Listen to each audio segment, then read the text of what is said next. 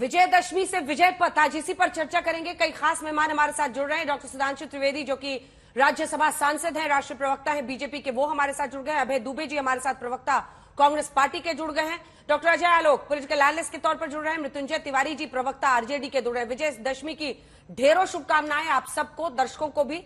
शुरुआत सुधांशु जी आपके साथ करते हैं। सुधांशु जी, विजयदशमी पर विजय पथ की तलाश, ये सवाल इसलिए क्योंकि चुनावी साल है, अब तो अनाउंसमेंट होने वाला है हिमाचल प्रदेश में चुनाव का।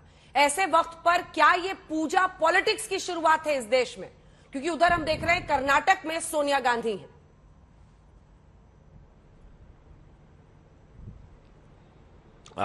अंजना जी, सर्वप्रथम मैं आप सब लोगों को और देश की जनता को विजयदशमी के पर्व की बधाई देता हूं और यह भी कहता हूं कि जिस प्रकार से राम कथा में रावण, जो कि मूलतः राक्षस था परंतु साधु का वेश धर के आया था, तो उस वेश को समझने की हम सब सामर्थ्य रखें और अपने अंतर्मन की बुराइयों से लेकर समाज और राष्ट्र तक के जितनी भी आसुरी शक्तियां हैं उनको समाप्त करने में सफलता हासिल करें। अब मैं राजनीतिक बात का उत्तर देता हूं। जो अभी कहा गया, प्रधानमंत्री जी हिमाचल में, गृह मंत्री जी कश्मीर में, परंतु कहा जा रहा है कि कांग्रेस दक्षिण पथ पे कार्य कर रही है। दक्षिण में कांग्रेस कहां है? तमिलनाडु में 1967 के बाद से आज तक सरकार कभी नहीं बना पाए। अब ये बताइए, अविभाजित आंध्र में जब से इन्होंने विभाजित किया, भाई जगन मोहन रेड्डी तो इन्हीं के ऑफशूट हैं, वहां सत्ता में नहीं आ पाए और तेलंगाना की भी सत्ता गई। हाँ। ये वही कर्नाटक है जहां 2018 के चुनाव से पहले इनकी सरकार थी। और अंजना जी याद करिए, चुनाव प्रचार के दौरान एक ही बार ऐसा मौका आया पिछले 10 साल में, जब राहुल गांधी जी के मुंह से निकला था कि प्रधानमंत्री बनने की बात आएगी तो मैं तैयार हूं। और जब मीडिया ने पूछा था तो शरद पवार जी से लेकर ममता बनर्जी तक सब कन्नी काट गए थे। अब बताइए, सीएम इनका था, पीएम का ख्वाब देखा था और डिप्टी सीएम पे आके कंप्रोमाइज करना पड़ा था। बाद में वो भी चला गया, मतलब चले थे चौबे छब्बे बनने, रह गए दुबे बन के।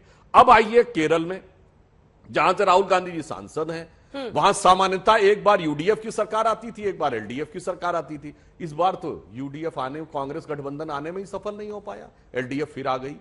तो हैं कहां आप? उत्तर दक्षिण पूरब पश्चिम कहीं नहीं।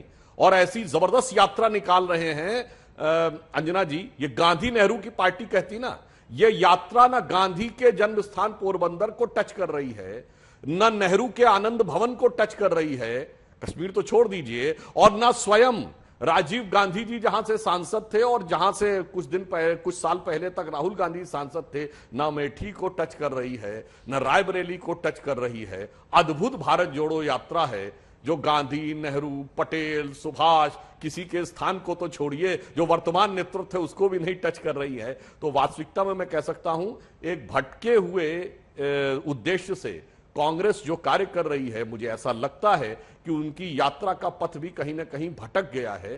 यह राजनीति का यथार्थ। अब कांग्रेस पर आपका ऐसे खत्म हो गया हो तो आप बीजेपी पर भी मुझे बता दीजिए। मेरे सवाल का तो आपने जवाब ही नहीं दिया।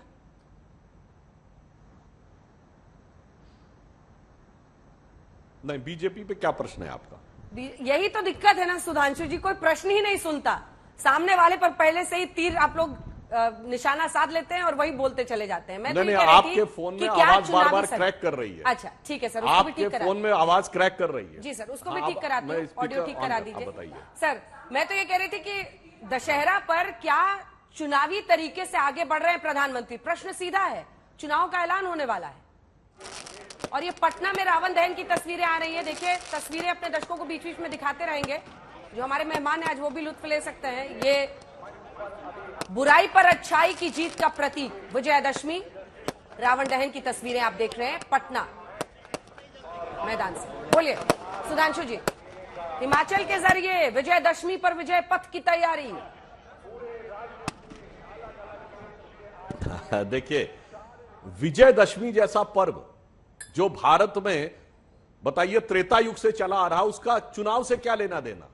यह तो अफसोस की बात है कि इनको राम में भी चुनाव नजर आते हैं, इनको विजयदशमी में चुनाव नजर आता है, इनको पर्व में चुनाव नजर आता है, इनको राष्ट्रीयता के उद्घोष में चुनाव नजर आता है। और तो और छोड़िए, जिनको तिरंगा फहराने में, वंदे मातरम कहने में राजनीति नजर आने लगे, तो मैं विजयदशमी के दिन यही कहूंगा कि तुलसीदास जी लिख गए हैं, जाकी रही भावना जैसी प्रभु मूरत देखी तिन तैसी।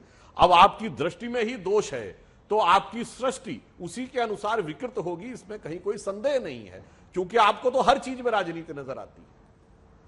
तो ये सिर्फ संयोग है अभय दुबे जी कि प्रधानमंत्री इस बार दशहरा मना रहे हैं कुल्लू में। 300 देवी देवताओं की वहां पर पूजा होती है, लेकिन इन सबसे परे सोनिया गांधी भी तो इस बार अक्सर हम उनको देखते थे दिल्ली में, या तो रामलीला मैदान या 2-3 जो आयोजन वहां पर होते हैं उनमें से किसी एक में जाती थी, लेकिन इस बार कर्नाटक में है।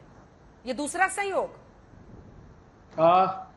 अंजना जी, देशवासियों को विजयदशमी की शुभकामनाएं। संयोग नहीं है अंजना जी, आप देखिए भगवान प्रभु श्री राम ने अपना विजय पथ जो प्रारंभ किया था वो दक्षिण दिशा से ही तो किया था। आज ही का तो वो समय था।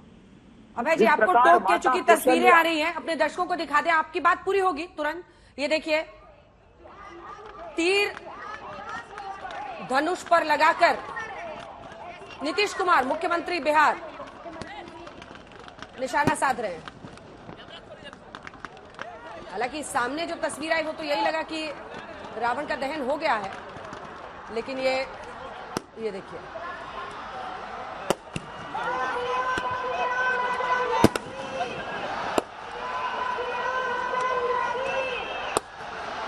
प्रतीकात्मक ही लग रहा है, लेकिन ऐसा प्रतीत हो रहा है कि निशाने पर लगा है उनका तीर।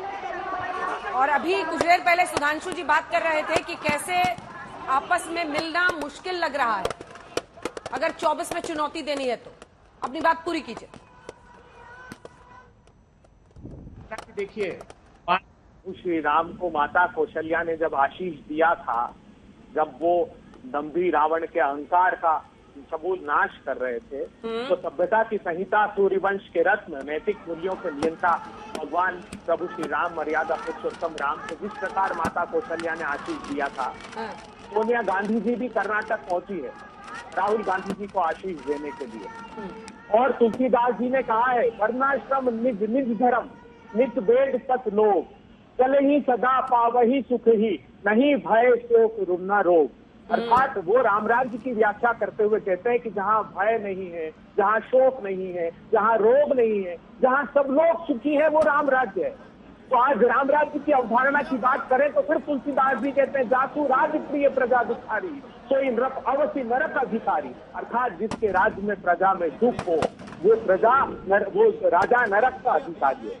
तो राहुल गांधी जी उसी प्रशस्त मार्ग पर तो निकले जो भगवान प्रभु श्री राम ने दिखाया था कि सत्ता के अहंकार का अंत करिए, दम्भ का अंत करिए। जिस प्रकार महंगाई की आग में सत्ता ने लोगों को झोंक दिया है, उसका अंत होना चाहिए।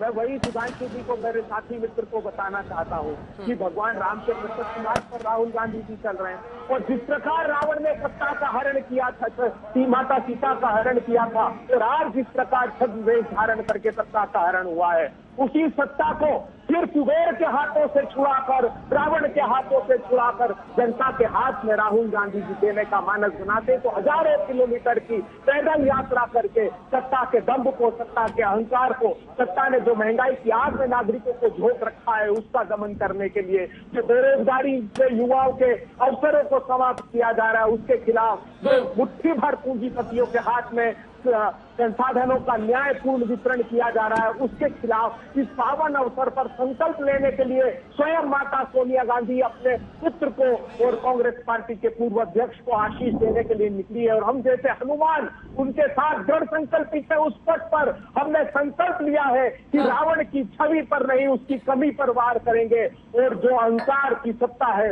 उसको नेस्तनाबूद कर देंगे। तो मुझे लगता है दक्षिण का ही वो मार्ग प्रशस्त मार्ग है जहाँ जाना चाहिए। आज प्रधानमंत्री जी हिमाचल प्रदेश गए, उनको याद दिलाना चाहता हूँ, प्रधानमंत्री जी अभी 8 दिन पहले ही हमारे उसी हिमाचल प्रदेश जहाँ पर आप गए हैं, वहाँ के पूर्व विधायक जब एक बच्चे को लेकर उसी एम्स में गया, उसके पैर पर पत्थर गिर गया था वहाँ मजदूर का, तो उन्होंने कहा भी ये एम्स का ओटी प्रारंभ नहीं हुआ है, यहाँ ब्लड बैंक नहीं, यहाँ जिला अस्पताल ले जाइए। आधे अधूरे एम्स का उद्घाटन करते प्रधानमंत्री जी। यहाँ पे लोकसभा में डेटा प्रस्तुत किया है, जितने 19 एम्स है उसमें जो फैकल्टी पोस्ट है वो 2136 खाली है, जो नॉन फैकल्टी पोस्ट है वो 17,391 खाली है प्रधानमंत्री जी। सीनियर रेसिडेंट और जो नॉन रेसिडेंट पोस्ट है उनका पूरा ब्यौरा दिया है। तो ऐसे आधे अधूरे संकल्पों का क्या करेंगे प्रधानमंत्री जी? हिमाचल प्रदेश के उन लोगों को संबोधित करिए जिनको आपने कहा था कि सेवफल के पूरे दाम मिलेंगे। 18 कंपनियां मिलकर सेवफल के किसानों को लूट रही है प्रधानमंत्री जी। वहां सरकार ने आपकी कहा था कि जिस प्रकार आप समर्थन मूल्य का देश में वादा करते हैं कि न्यूनतम समर्थन मूल्य तय किया जाएगा।